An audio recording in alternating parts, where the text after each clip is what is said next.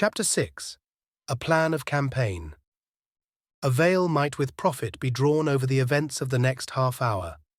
Suffice it to say that no such person as Inspector Brown was known to Scotland Yard. The photograph of Jane Finn, which would have been of the utmost value to the police in tracing her, was lost beyond recovery. Once again, Mr. Brown had triumphed. The immediate result of this setback was to effect a rapprochement between Julius Hersheimer and the young adventurers. All barriers went down with a crash, and Tommy and Tuppence felt they had known the young American all their lives. They abandoned the discreet reticence of private inquiry agents and revealed to him the whole history of the joint venture, whereat the young man declared himself tickled to death. He turned to Tuppence at the close of the narration. "I've always had a kind of idea that English girls were just a mite moss-grown, old-fashioned and sweet, you know, but scared to move round without a footman or a maiden aunt. I guess I'm a bit behind the times." The upshot of these confidential relations was that Tommy and Tuppence took up their abode forthwith at the Ritz, in order, as Tuppence put it, to keep in touch with Jane Finn's only living relation. "And put like that," she added confidentially to Tommy, "nobody could boggle at the expense." Nobody did, which was the great thing. "And now," said the young lady on the morning after their installation, "to work." Mr. Beresford put down the Daily Mail, which he was reading, and applauded with somewhat unnecessary vigour. He was politely requested by his colleague not to be an ass. "Dash it all, Tommy, we've got to do something for our money." Tommy sighed. "Yes, I fear even the dear old government will not support us at the Ritz in idleness forever. Therefore, as I said before, we must do something." "Well," said Tommy, picking up the Daily Mail again, "do it. I shan't stop you." "You see," continued Tuppence, "I've been thinking—" She was interrupted by a fresh bout of applause. "It's all very well for you to sit there being funny, Tommy. It would do you no harm to do a little brain work too." "My union, Tuppence, my union.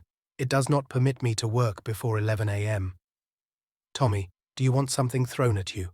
It is absolutely essential that we should without delay map out a plan of campaign." "Hear, hear." "Well, let's do it." Tommy laid his paper finally aside. "There's something of the simplicity of the truly great mind about you, Tuppence. Fire ahead, I'm listening." "To begin with," said Tuppence, "what have we to go upon?" "Absolutely nothing," said Tommy cheerily. "Wrong!" Tuppence wagged an energetic finger. "We have two distinct clues." "What are they?" "First clue, we know one of the gang.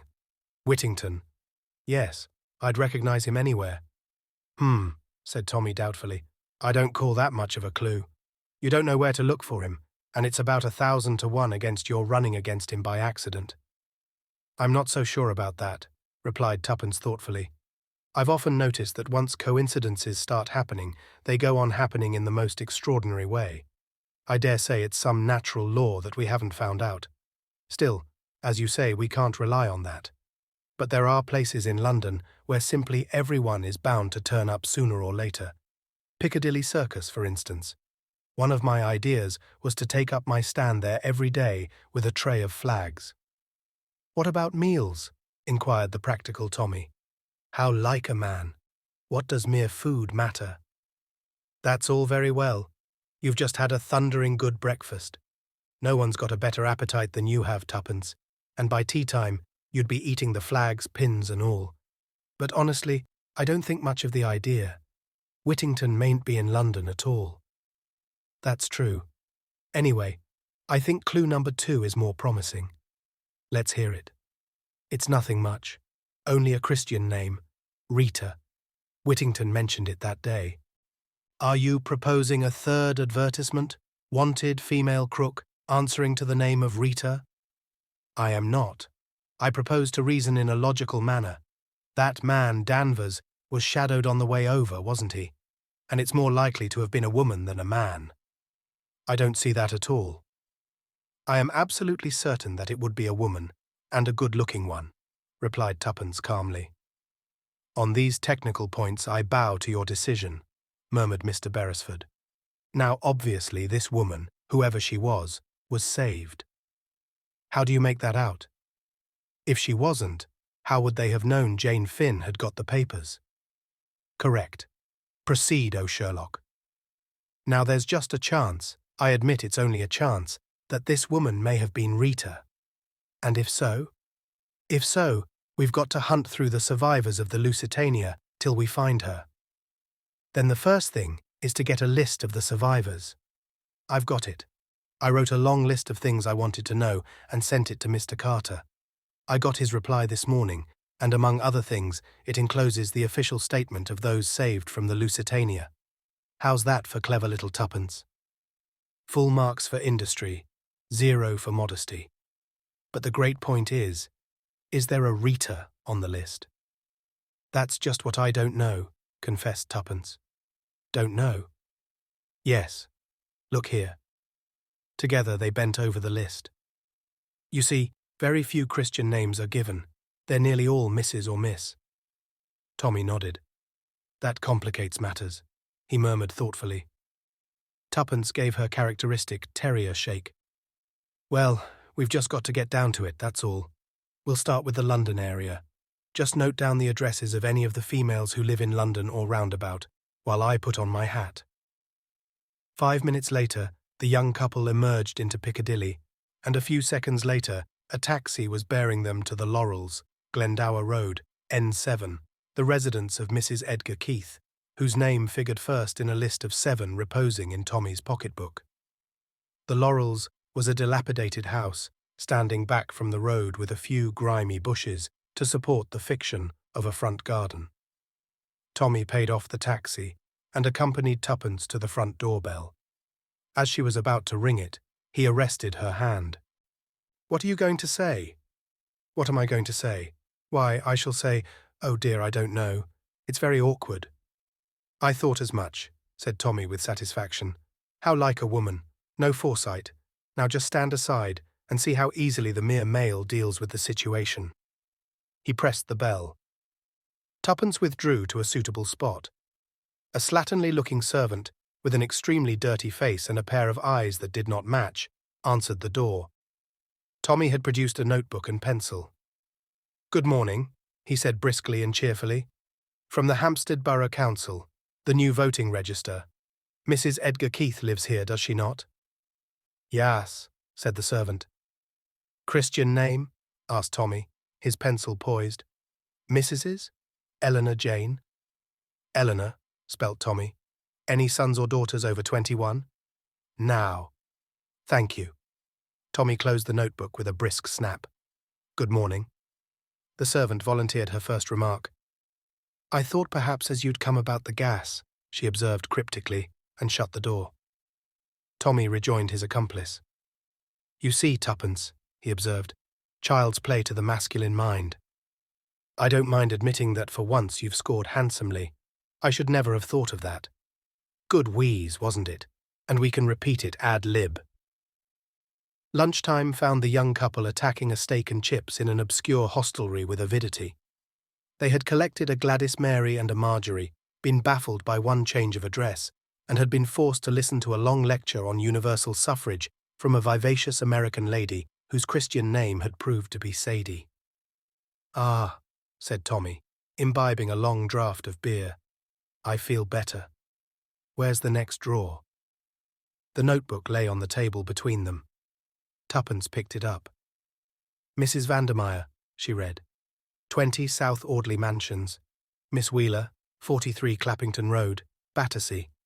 She's a lady's maid as far as I remember, so probably won't be there, and, anyway, she's not likely. Then the Mayfair lady is clearly indicated as the first port of call. Tommy, I'm getting discouraged. Buck up, old bean.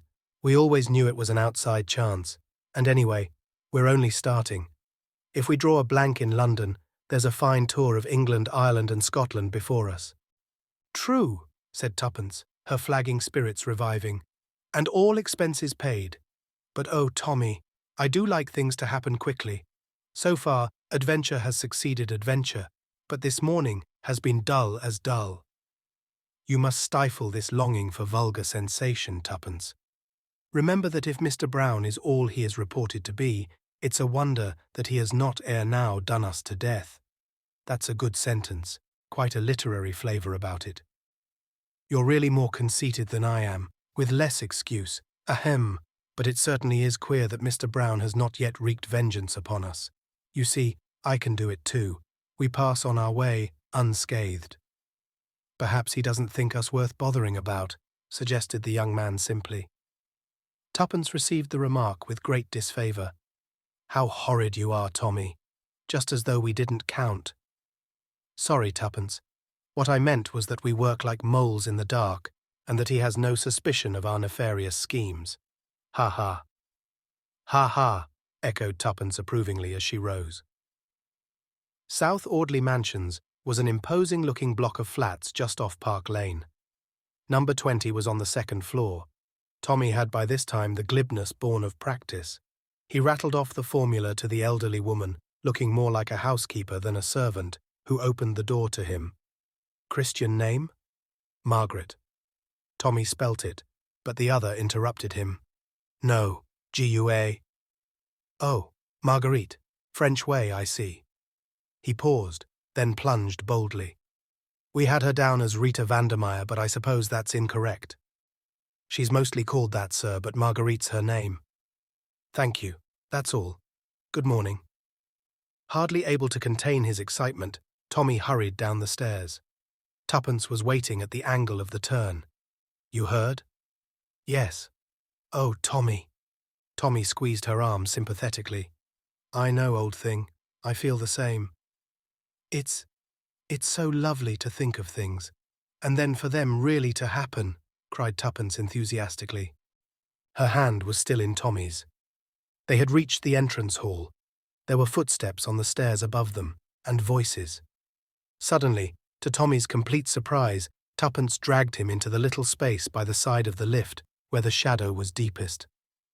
What the— Hush! Two men came down the stairs and passed out through the entrance. Tuppence's hand closed tighter on Tommy's arm. Quick, follow them. I daren't. He might recognize me.